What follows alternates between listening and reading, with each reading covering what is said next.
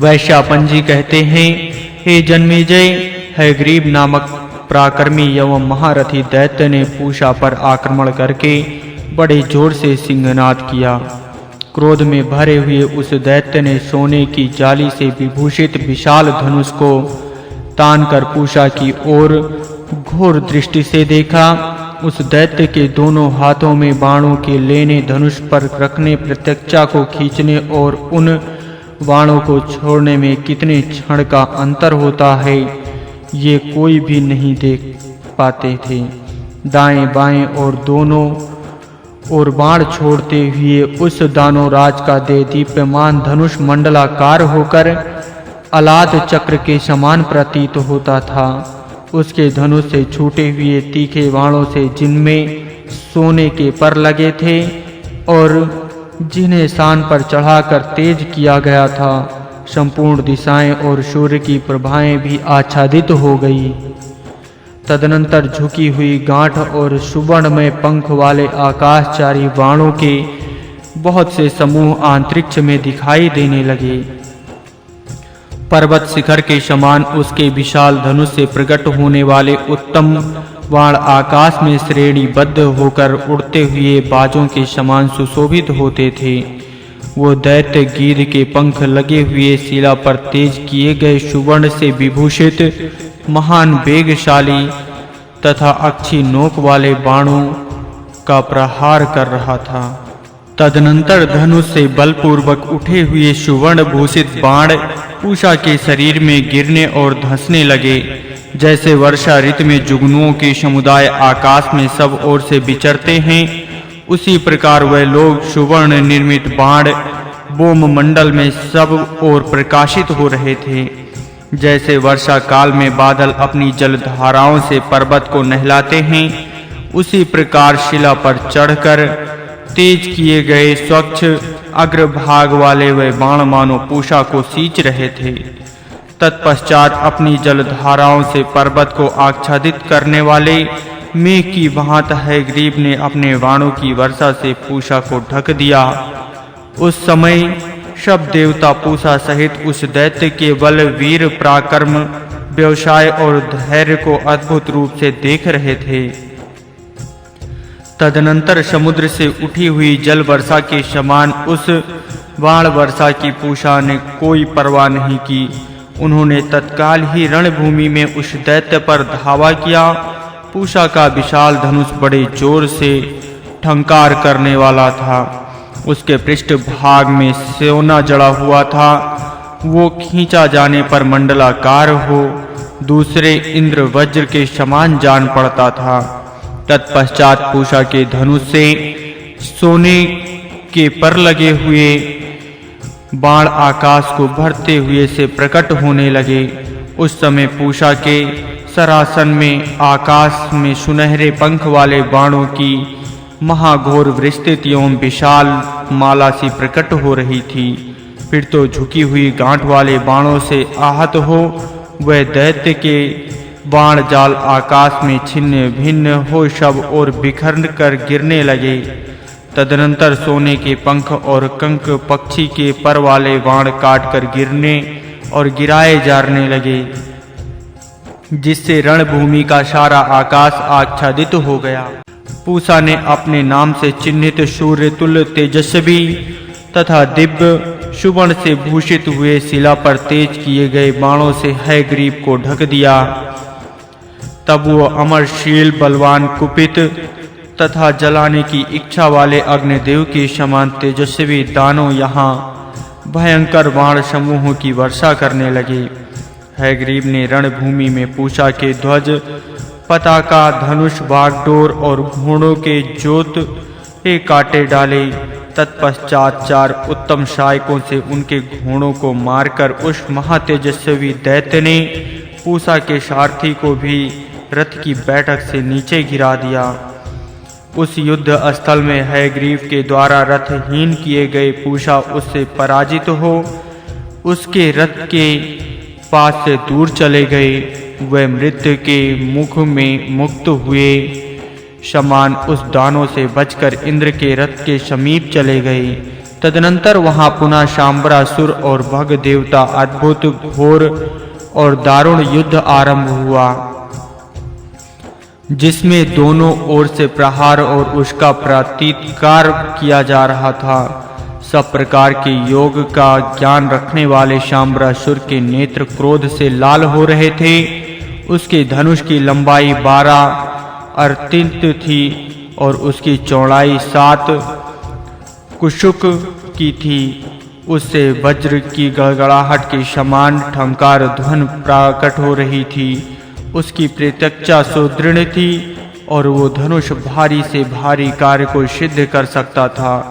शाम्बरासुर उस धनुष को खींचकर धुरे के समान मोटे मोटे बहुसंख्यक सहायकों की वृष्टि करने लगा। शाम्बरासुर के द्वारा आतंकित की गई संपूर्ण सेनाएं भयभीत हो महासागर की बड़ी बड़ी तरंगों के समान कांपने लगी। विरूप नेत्र वाले उस भयंकर दैत्य को आते देख भग देवता के ओष्ठ फड़क उठे। उन्होंने बड़ी उतावली के साथ उसे अपने अस्त्रों द्वारा घायल कर दिया। तदनंतर महाधनुर्धर भग ने अपने दिव्य धनुष को तानकर दैत्यगणों को अपने बाणों के जाल से आच्छादित करते हुए उन पर बाणों की बौछार आरंभ कर दी। लगातार बाण फेंकते हुए उस दैत्य के समीप भग देवता तुरंत जा पहुँचे, मानो एक हाथी दूसरे हाथी से और एक सांड दूसरे सांड से भिड़ने के लिए उसके पास जा पहुँचा हो। वह दोनों महान वेगशाली वीर भार साधन में समर्थ धनुष हाथ में लेकर रणभूमि में बाणों द्वारा एक दूसरे को छत बिछत करते हुए आच्छादित करने लगे। उस महासमर में महामनुष्य भग और शाम्बरासुर में अनुपम भीषण तुमुल और घोर युद्ध होने लगा। उन्होंने पूर्णता कानों तक खींचकर छोड़े गए झुकी हुई गांठ वाले बाणों द्वारा लोहे की ढाल को भी छिन्न भिन्न करके एक दूसरे को विदीर्ण कर दिया। उनके सारे अंग विकृत तथा रक्त से लथपथ हो गए थे, तो भी वह दोनों रथी परम दुर्मर्द दिखाई देते थे। वह तीखे बाणों से परस्पर गहरी चोट कर रहे थे और दूसरे की ओर नहीं देख पाते थे। तदनंतर शाम्बरासुर की आंखें क्रोध से लाल हो उठीं।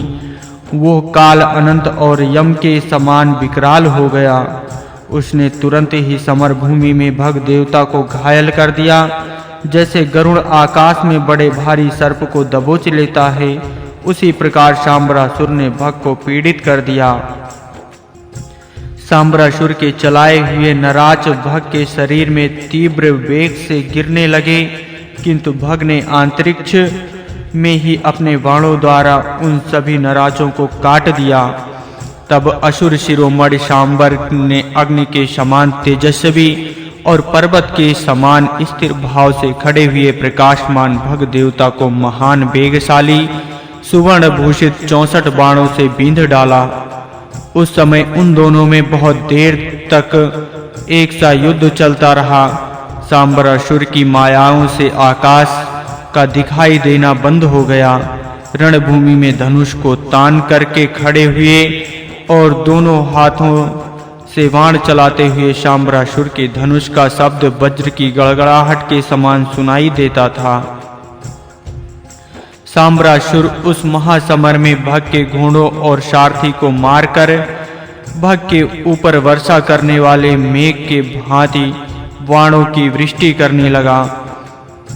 भग देवता के शरीर में 2 अंगुल भी ऐसा स्थान नहीं रह गया जिसे अस्त्र घाती दैत्य शाम्बर ने बाणों द्वारा विदीर्ण न किया हो। मायावी शाम्बरासुर भग देवता के अद्भुत दिव्य शास्त्र का अपने अस्त्र द्वारा वर्णन करता हुआ मायामय युद्ध के द्वारा उनके साथ जूझता रहा। वो दैत्य अपनी मायाओं और फुर्ती से भग देवता को चकमा देने लगा और भग देवता उसके घोड़ों सहित रथ की बाणों की वर्षा करने लगे। सहस्त्रों मायाओं का ज्ञाता तेजस्वी शाम्बरासुर देवसेना का संहार करता हुआ बाणों से आच्छादन हो समर भूमि में सैकड़ों की संख्या में दिखाई देने लगा। वो असुर कभी भूमि पर अचेत सा होकर गिरा हुआ दिखाई देता था, और पुनः सैकड़ों पर्वताकार शरीर धारण करके युद्ध करने लगता था। पुनः वो बलवान दैत्य दिग्गज की पीठ पर बैठा हुआ दृष्टिगोचर होता था। फिर कुछ ही देर में वो प्रादेश मात्र का हो जाता था और दूसरे ही क्षण में पुनः पर्वत जैसा रूप धारण कर लेता था। वो तेजस्वी दैत्य महान मेघों की घटा के समान ऊपर और अगल-बगल की दिशाओं में छा जाता था। फिर विकृत एवं विकराल रूप धारण करके भयानक दिखाई देने वाला वो असुर सब ओर से सारी देवसेना को भयभीत करने लगता था। जैसे सिंह को देखकर मृग भाग जाते हैं, उसी प्रकार उसे देखकर देवताओं के सैनिक भयभीत होकर भागने लगे। तत्पश्चात वो घोर दैत्य पुनः दूसरा श्रेष्ठ एवं बहुत ही ऊंचा शरीर धारण करके ऊपर की ओर चला गया और वहीं से भयंकर सिंहनाद करके संपूर्ण दिशाओं को प्रतिध्वनित करने लगा। आकाश में पहुंचकर शनवर्तक नामक मेघ के समान रूप धारण करके पृथ्वी तल को पूर्ण करता हुआ इंद्र की भांत वर्षा करने लगा।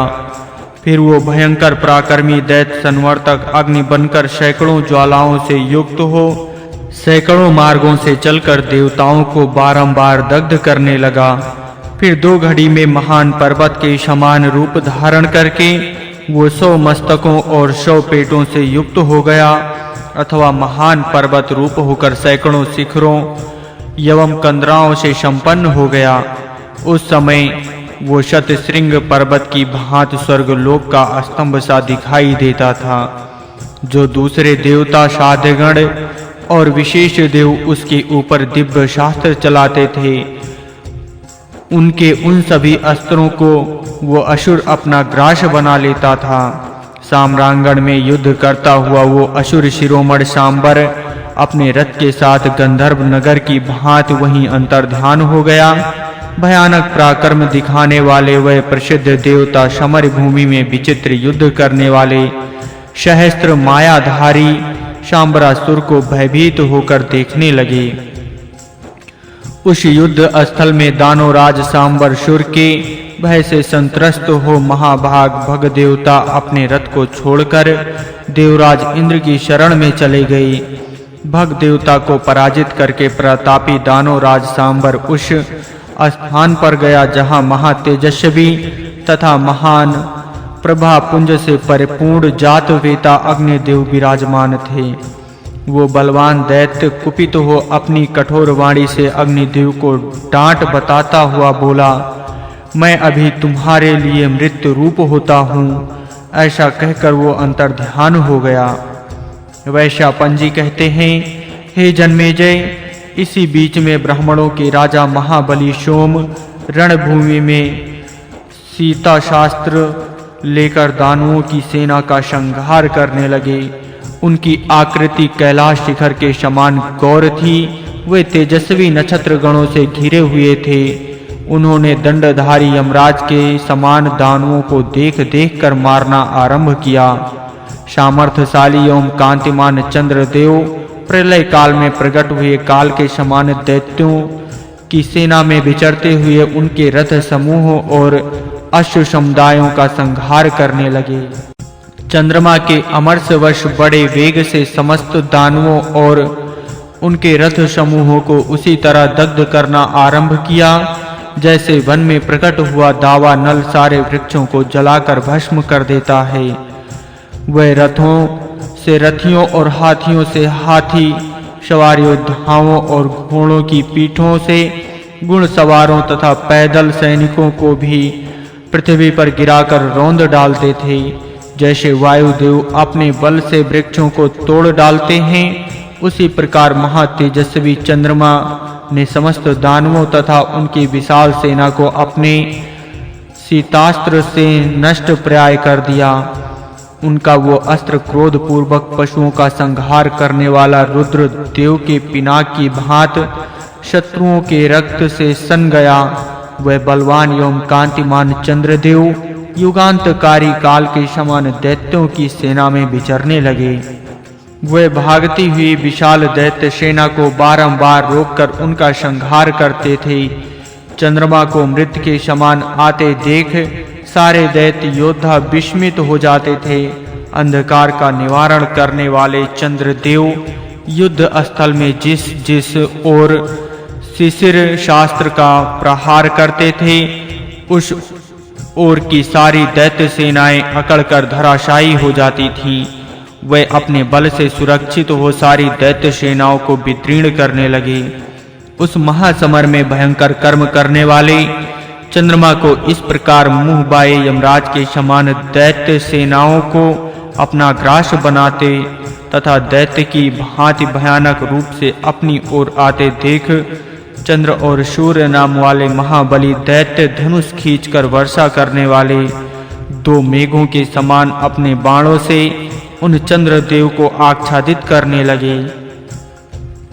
तदनंतर देवता और असुर सभी अपने धनुषों की ठंकार करने लगे। उनका वो महान शब्द संपूर्ण दिशाओं को प्रतिध्वनित सा करने लगा। चिघड़ाते हुए वे बड़े बड़े हाथियों और हिनहिनाते हुए घोड़ों की आवाजों तथा शंख और भेरियों के घोष से वहां सब और बड़ा भयंकर शब्द गूंजने लगा। जल की अभिलाषा से युद्ध के लिए उत्सुक वे यशस्वी योद्धा गौशालाओं में हड़काने वाले सांडों के समान एक दूसरे के प्रति भयंकर गर्जना करने लगे। सम्रांगण में दोनों सेनाओं के भीतर तीखे बाणों से गिराए जाते हुए योद्धाओं के मस्तकों का शब्द ऐसा जान पड़ता था मानो आकाश में पत्थरों की वर्षा हो रही हो।